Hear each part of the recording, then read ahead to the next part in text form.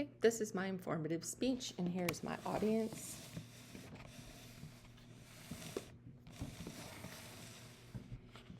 So today I'm going to be talking to you about how food safety temperatures are determined.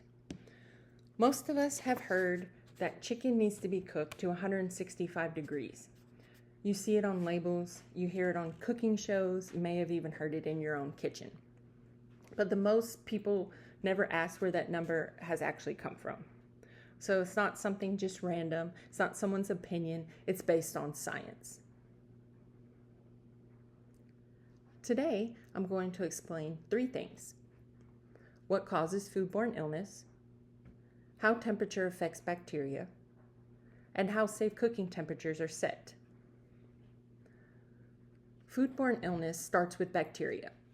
Some of the most common are Salmonella, E. coli, and Listeria. These bacteria are often found in raw poultry, ground meat, eggs, and some dairy products. The challenge is that you cannot see, smell, or taste these bacteria. Food can look completely normal and still contain harmful organisms. That's why visual cues are not reliable when it comes to food safety. According to the CDC, millions of people in the United States get sick from foodborne illness every year. Because bacteria are invisible, we need measurable standards to reduce risk. That's where temperatures come in.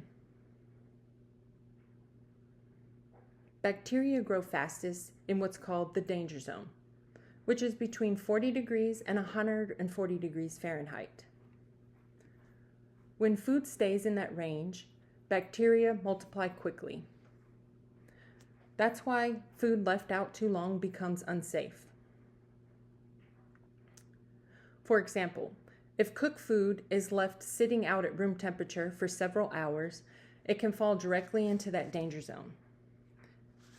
Even if the food was originally cooked safely, bacteria from the environment can begin multiplying once the temperature drops into that range. This is why temperature control matters not just during cooking, but also during cooling and storage. Cold temperatures slow bacteria down, but they do not kill them. Heat is what actually destroys bacteria. Scientists study how bacteria respond to heat by measuring how long they survive at different temperatures. They look at how heat reduces bacterial levels to safer amounts.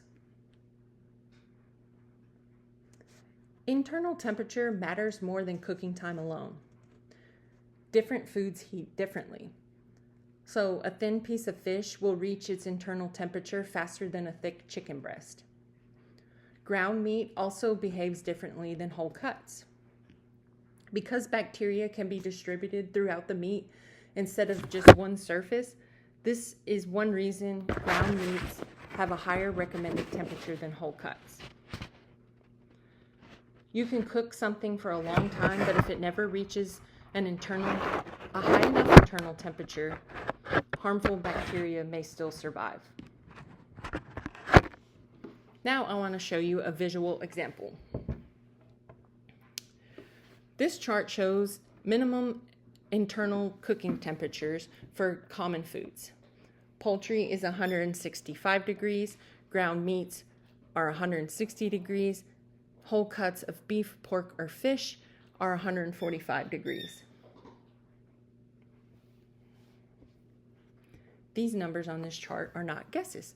They are from laboratory testing that measures exactly how heat reduces harmful bacteria. Scientists conduct controlled experiments where they introduce bacteria into food and heat it to different temperatures. They measure how much the bacteria are reduced at each temperature. The goal is to determine the lowest temperature that consistently reduces harmful bacteria to safe levels.